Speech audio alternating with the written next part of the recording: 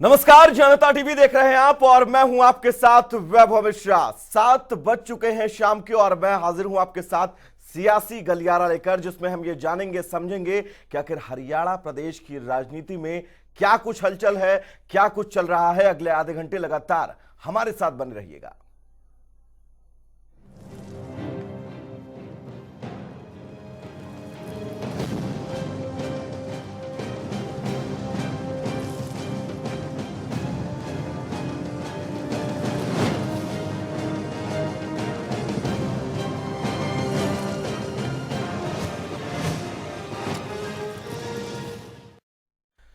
तो cyber city Gurugram पहुंचे मुख्यमंत्री मनोहर लाल ने किसानों से कोरोना तक कई सवाल के जवाब दिए। उन्होंने क्या कुछ कहा है, इस रिपोर्ट के जरिए देखिएगा।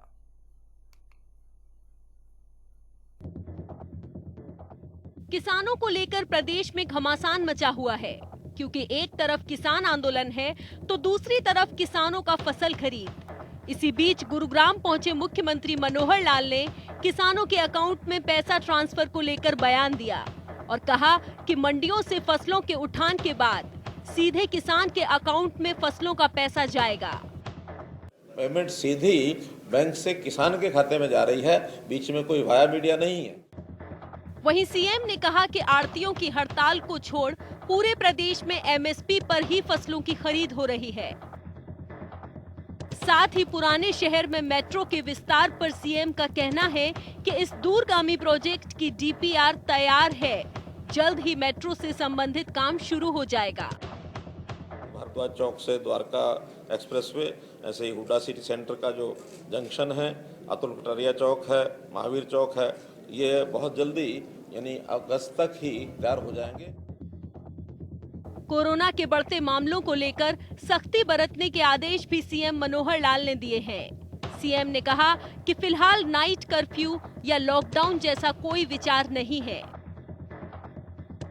पैनिक क्रिएट न किया जाए, जैसे प्रारंभ में पिछले साल हो गया था। मार्च और अप्रैल में कितना पैनिक फैला था। पैनिक ना फैले, व्यवस्था में सारी चीज़ें, चाहे वो प्रिवेंटिव हैं चाहे वो क्यूरेटिव हैं, उसके अंदर इंजेक्शन यानी ये जो हमारा वैक्सीनेशन है, वैक्सीनेशन का भी हमारा प्रयोग चल। जीएमडीए को बैठक के बाद मुख्यमंत्री ने ऐलान किया कि ईडीसी का पैसा सीधा जीएमडीए के खाते में आएगा। जीएमडीए को प्रोजेक्ट में आ रही पैसों की दिक्कत को लेकर फैसला लिया गया है। 150 करोड़ रुपए जीएमडीए के खाते में ट्रांसफर किए गए हैं। ईडीसी का पैसा यहाँ जीएमडीए है और फरीदाबाद में एफएमडीए है, तो इन सब शहरों का जो ईडीसी का पैसा है वो सीधा यहीं रहेगा, वो अब कंसोलिडेटेड फंड में नहीं जाएगा। तो इस साल से ही आगे ये व्यवस्था कर दी गई है। पिछला जो पैसा यहाँ से गया हुआ है उसका रिकंसाइल करके और वो जितना यहाँ का बनता है वो भेजा जाएगा। आज भी 150 करोड़ रुपया प्रदेश सरकार ने और रिलीज किया है यहाँ जीएमडीए के लिए। किसानों से लेकर कोरोना तक और व्यापार बढ़ाने तक सीएम मनोहर लाल ने हर सवाल का अपने ही अंदाज में जवाब दिया और बता दिया कि हरियाणा सरकार हर किसी के हित का काम कर रही है। जनता टीवी के लिए गुरुग्राम से नीरज वशिष्ठ की रिपोर्ट। तो हरियाणा के गृह मंत्री अनिल विज की किसान आंदोलन में बैठे किसानों की याद आई है। हालांकि इस याद का कारण आंदोलन नहीं बल्कि कोरोना वायरस है। खैर, वायरस के बहाने ही सही, हरियाणा के गृह मंत्री एवं स्वास्थ्य मंत्री ने यह तो माना कि इस आंदोलन में किसान ही हैं और उनकी समस्या का हल बातचीत से निकलेगा। इसी मुद्दे पर होगी बहस, पहले पूरी रिपोर्ट देखिए। एक तरफ कोरोना तो दूसरी तरफ किसान आंदोलन। 135 दिनों से लगातार चल रहा किसान आंदोलन केंद्र न सही हरियाणा में राज्य सरकार के लिए बड़ी मुसीबत जरूर बन गया है। देश भर के साथ साथ प्रदेश में भी कोरोना वैक्सीनेशन ड्राइव तेजी से चल रहा है। कोरोना के नए स्ट्रेन की चेन को तोड़ने की कवायद भी जोरों पर है। इस पर प्रधानमंत्री मोदी ने तमाम राज्यों के साथ साथ हरियाणा सरकार से भी समीक्षा कर कोरोना को लेकर दिशा निर्देश दिए हैं। नहीं, बिल्कुल, हम जो प्रधानमंत्री जी ने कल दिशा निर्देश दिए हैं हम उन पर काम करेंगे और जो जो उन्होंने वैक्सीनेशन के लिए 11 तारीख से लेकर 14 तारीख तक गहन वैक्सीनेशन अभियान चलाने की बात की है, वो भी हम करेंगे। और जो उन्होंने कोरोना को रोकने के लिए कहा है वो सब हम करेंगे, हमने हिदायत दे रखी है। लेकिन इसके साथ साथ केंद्र और हरियाणा की राज्य सरकार आंदोलनरत किसानों की मांगों और इस आंदोलन को बातचीत बंद होने के बहाने आंदोलन को विपक्षियों की साजिश बताकर पल्ला झाड़ती नजर आई थी। लेकिन अब हरियाणा सरकार को भी इस आंदोलन में किसान नजर आने लगे हैं। लेकिन मेरी चिंता वो नहीं है, मेरी चिंता वो है कि जो हरियाणा के बॉर्डर के ऊपर आज किसानों का इतना बड़ा जमावड़ा लगा हुआ है, कोरोना बड़ी तेजी से फैल रहा है, मुझे उनको भी कोरोना से बचाना है। और मैं केंद्रीय मंत्री, कृषि मंत्री से मैं पत्र भी लिखने वाला हूं कि बातचीत का सिलसिला दोबारा शुरू किया जा सके, ताकि इस जमावड़े को यहाँ से हटाया जा सके और इनकी समस्या का समाधान किया जा सके, क्योंकि सभी समस्याओं का समाधान बातचीत से ही निकाला जा सकता है। खैर, किसानों की मांगों पर नहीं तो कम से कम कोरोना के बहाने ही हरियाणा सरकार अब ये तो मान रही है कि आंदोलन में किसान ही हैं और 135 दिनों से बॉर्डर पर अपनी मांगों के लिए संघर्ष कर रहे हैं। साथ ही गृह मंत्री के मुताबिक अब किसानों की समस्या का हल बातचीत से ही निकलेगा। लेकिन सवाल ये कि आखिर हरियाणा सरकार को ये समझने में आखिर इतने दिन कैसे लग गए। सवाल ये भी कि क्या तमाम कोशिशों के बाद अब कोरोना ही एक ऐसा बहाना बचा है जिससे इस बढ़ते आंदोलन की स्पीड को कम किया जा सके। खैर, इन सब के बीच एक बात तो साफ है कि किसान आंदोलन की आंच में हरियाणा में सियासत की खिचड़ी भी खूब पक रही है। अंबाला से जनता टीवी के लिए हरप्रीत सिंह की रिपोर्ट।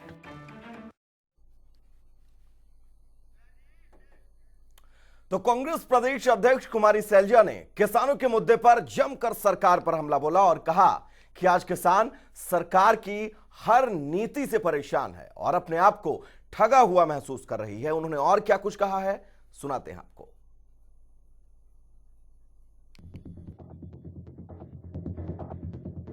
कांग्रेस की प्रदेश अध्यक्ष कुमारी शैलजा ने सिरसा में प्रेस कॉन्फ्रेंस करते हुए प्रदेश सरकार पर जमकर हमला बोला और कहा कि किसान, मजदूर सहित हर वर्ग के लोग सरकार की गलत नीतियों से परेशान हैं। हर वर्ग आज अपने आप को ठगा महसूस कर रहा है। अब कांग्रेस पार्टी ही लोगों की सच्ची हितैषी है। ये सरकार की हर नीति के तहत है कि एक को दूसरे के सामने खड़ा करो। इससे किसका फायदा होगा? क्या किसान का फायदा होगा? क्या आढ़तियों का फायदा होगा? क्या मजदूर का फायदा होगा? और अल्टीमेटली क्या जनता का फायदा होगा? वहीं बीजेपी की सहयोगी पार्टी जननायक जनता पार्टी पर हमला बोलते हुए उन्होंने कहा कि हरियाणा में बीजेपी के खिलाफ जेजेपी ने विधानसभा चुनाव लड़ा था, लेकिन अब चुनाव के बाद जेजेपी बीजेपी की गोद में बैठ गई है। आज बीजेपी और जेजेपी को लोगों के विरोध का सामना करना पड़ रहा है। बल्कि डिफेंसिव पर आ गए, बैकफुट पर आ गए। क्या इनका यही रवैया होता है? लेकिन आज चुप है तो लोगों के रोष का सामना करना पड़ रहा है। सरकार के जितने भी लोग हैं या सरकार को मदद कर रहे हैं, ना केवल राजनीतिक गतिविधियों से, लेकिन सुनने में जो आ रहा है सामाजिक रूप से। आपने किसान मजदूर के सामने कोई विकल्प नहीं छोड़ा। शैलजा 2 दिवसीय सिरसा दौरे पर हैं और इलाहाबाद उपचुनाव को लेकर कार्यकर्ताओं से मुलाकात कर चुनाव को लेकर मंथन कर रही हैं। कुमारी शैलजा ने कहा कि प्रदेश में कोविड-19 को लेकर सरकार ने कोई व्यवस्था नहीं की है। क्या तैयारी है सरकार बताए? जब इस कदर बढ़ता जा रहा है तो आम जनता को आप कैसे बचाएंगे? उन्होंने कहा कि किसान अपने आंदोलन पर डटे हुए हैं। प्राइवेट सेक्टर को खरीद सौंपकर किसानों के साथ अन्याय किया जा रहा है। किसानों के हितों को लेकर सरकार केवल नारों तक ही सीमित है। तो कुछ कहा जाता है, कभी पोर्टल की बात की जाती है, कभी रजिस्ट्रेशन की बात की जाती है, कभी दौरे की बात की जाती है, कभी डायरेक्ट पेमेंट की बात की जाती है, लेकिन मिलता क्या है? कुमारी शैलजा ने इलाहाबाद उपचुनाव को लेकर प्रतिक्रिया देते हुए कहा कि आज के दिन कांग्रेस ही केवल विकल्प है। सरकार के खिलाफ बोलने की बजाय अभय चौटाला ने विधानसभा से इस्तीफा दे दिया है। उन्होंने कहा कि अभय चौटाला ने किसानों के समर्थन में इस्तीफा नहीं दिया है, बल्कि विधानसभा में अविश्वास प्रस्ताव में बीजेपी सरकार के खिलाफ वोटिंग से बचने के लिए अभय चौटाला ने इस्तीफा दिया है। हरियाणा में 2 सीटों पर उपचुनाव होने हैं और इस उपचुनाव से पहले हरियाणा की राजनीति गर्मा चुकी है और उपचुनाव के जरिए एक दूसरे पर वार पलटवार भी जोरों से चल रहा है। जनता टीवी के लिए सिरसा से अभिषेक सिहाग की रिपोर्ट। उधर इनेलो नेता अभय चौटाला ने किसानों को लेकर एक बड़ा बयान दिया है। इनेलो कार्यकर्ता 12 अप्रैल को जिला स्तर पर विरोध प्रदर्शन करेंगे। इस रिपोर्ट के जरिए और क्या कुछ कहा है अभय चौटाला ने।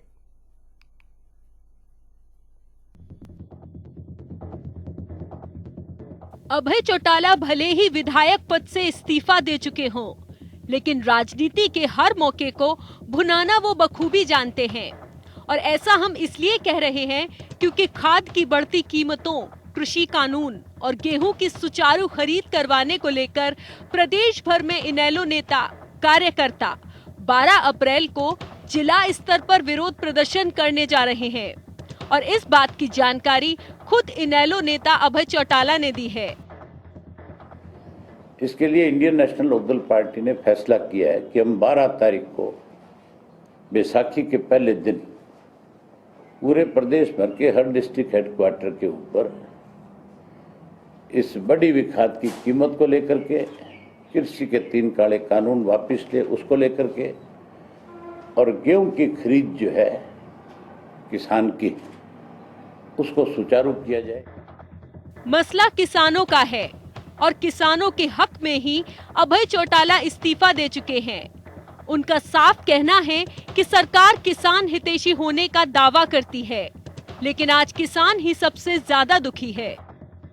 जो लोग दावे करते थे कि किसी चीज की कमी नहीं होगी, आज ऐसी हालत है मंडियों के अंदर कि किसान जो है अपनी फसल बेचने को लेकर के बहुत परेशानी में है। अभय चौटाला ने कहा कि सरकार पूंजीपतियों को लाभ पहुंचाना चाहती है, किसानों को कमजोर करने पर जुटी है। फसल के सही दाम नहीं मिल रहे, जबकि डीएपी के दाम बढ़ा दिए हैं। उन्होंने कहा कि किसान आज मंडियों में अपनी फसल को बेचने को लेकर सबसे ज्यादा परेशान हो रहा है। कि सरकार जो है केवल और केवल पूंजीपतियों को लाभ पहुंचाना चाहती है, किसान को कमजोर करना चाहती है। जहां फसल के रेट से ही नहीं मिलते, वहां खाद के रेट बढ़ा करके उन्होंने अपनी जो असली योजना है वो सबके सामने ला करके खड़ी कर। अभय चौटाला ने कहा कि हम सभी मांगों को लेकर राज्यपाल के नाम ज्ञापन सौंपेंगे। अभय चौटाला ने मुख्यमंत्री पर भी आरोप लगाया। अभय चौटाला ने कहा कि अब तक जितने भी घोटाले हुए हैं उनमें मुख्यमंत्री खुद शामिल हैं। अभय ने कहा कि कई मामलों की जांच रिपोर्ट मुख्यमंत्री के पास पहुंची है, वो उन्हें क्यों नहीं सार्वजनिक करते। मुख्यमंत्री तो जितने भी घोटाले हुए हैं उन सब में शामिल है। अगर मुख्यमंत्री शामिल नहीं है घोटालों में तो मुख्यमंत्री के पास जांच रिपोर्ट पहुंची हुई है, मुख्यमंत्री उनको सार्वजनिक क्यों नहीं करता। अभय चौटाला ने प्रदर्शन का ऐलान कर एक बार फिर जता दिया है कि हरियाणा की राजनीति में वो अब भी सक्रिय हैं। भले ही विधायक पद उन्होंने छोड़ दिया हो, लेकिन राजनीति कैसे करनी है वो बखूबी जानते हैं। सिरसा से दिनेश घनघस की रिपोर्ट। तो हरियाणा में मंत्रियों और सांसदों के घेराव के मामले में कई जिलों में किसानों के खिलाफ मामले दर्ज के साथ साथ गिरफ्तारियां हुई हैं। इसी बात को लेकर किसान संगठनों ने अब आपत्ति जताई है। भारतीय किसान यूनियन के हरियाणा प्रदेश अध्यक्ष गुरनाम सिंह चढ़ूनी ने सरकार को चेतावनी देते हुए कहा है कि सरकार ने शांतिपूर्वक और लोकतांत्रिक तरीके से प्रदर्शन कर रहे किसानों को गिरफ्तार किया है, जिसे सहन नहीं किया जाएगा। साथ ही कहा कि किसान संगठन किसी भी सूरत में पीछे नहीं हटेंगे। सरकार जगह जगह मुकदमे दर्ज कर रही है नेताओं के विरोध करने पे, जबकि हमारे जो विरोध हैं वो लोकतांत्रिक तरीके से शांतिपूर्वक हो रहे हैं, फिर भी सरकार मुकदमे दर्ज कर रही है। हिसार में लड़कियों पे भी मुकदमा दर्ज कर दिया, पढ़ने वाले बच्चों पे भी मुकदमा दर्ज कर दिया और बाकी लोगों पे भी किया। ऐसे बहुत सी जगह किए हैं। लेकिन हम सरकार को चेतावनी देना चाहते हैं कि सरकार इन हरकतों से बाज आ जाए। ऐसे आंदोलन टूटने वाला नहीं है। हमें बता दे सरकार के कितने लोगों को आना है, किस दिन आना है, कितने दिन जेल में रखना है। हम आने के लिए तैयार हैं। हम जो है इनकी जेलें भी भरेंगे, इनके मुकदमे भी झेल लेंगे, इनका सब कुछ झेल लेंगे। लेकिन तो प्रदेश अध्यक्ष गुरनाम सिंह चढ़ूरी ने इन तमाम प्रकरणों को लेकर क्या कुछ कहा, सुना आपने। आगे बढ़ेंगे जहां पर देश में लगातार कोरोना अपना कहर बरपा रहा है। इसी बीच प्रधानमंत्री नरेंद्र मोदी की सभी राज्यों और केंद्र शासित प्रदेश के मुख्यमंत्रियों के साथ बैठक हुई, जिसमें कोरोना महामारी की स्थिति की समीक्षा की गई। साथ ही पीएम ने 11 अप्रैल से 14 अप्रैल तक टीका उत्सव मनाने का सुझाव दिया है।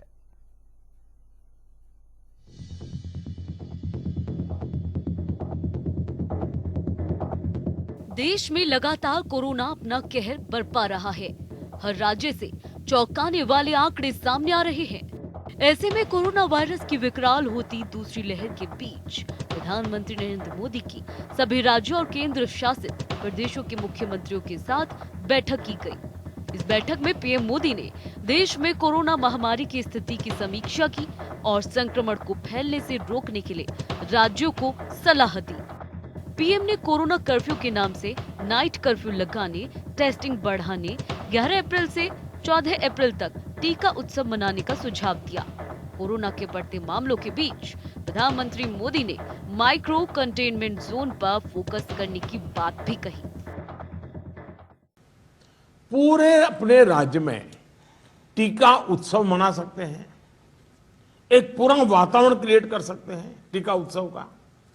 एक विशेष अभियान चलाकर हम ज्यादा से ज्यादा एलिजिबल लोगों को वैक्सीनेट करें, जीरो वेस्टेज तय करें हम।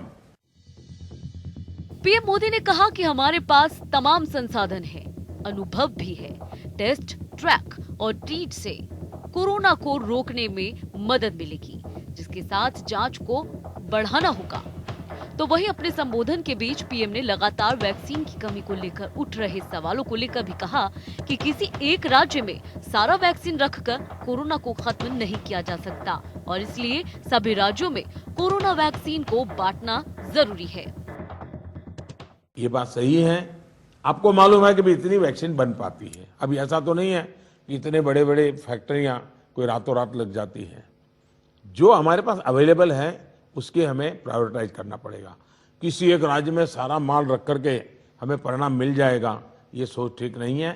हमें पूरे देश को ख्याल करके ही उसको मैनेजमेंट करना पड़ेगा। कोविड मैनेजमेंट का एक बहुत बड़ा पार्ट वैक्सीन वेस्टेज ये रोकना भी है। साथियों, वैक्सीन को लेकर राज्य सरकारों की सलाह, सुझाव और सहमति ने से ही देशव्यापी रणनीति बनी है। बता दें कि पिछले कुछ दिनों के अंदर राजस्थान, पंजाब, उड़ीसा और अब महाराष्ट्र जैसे राज्यों ने वैक्सीन की कमी की शिकायत की है।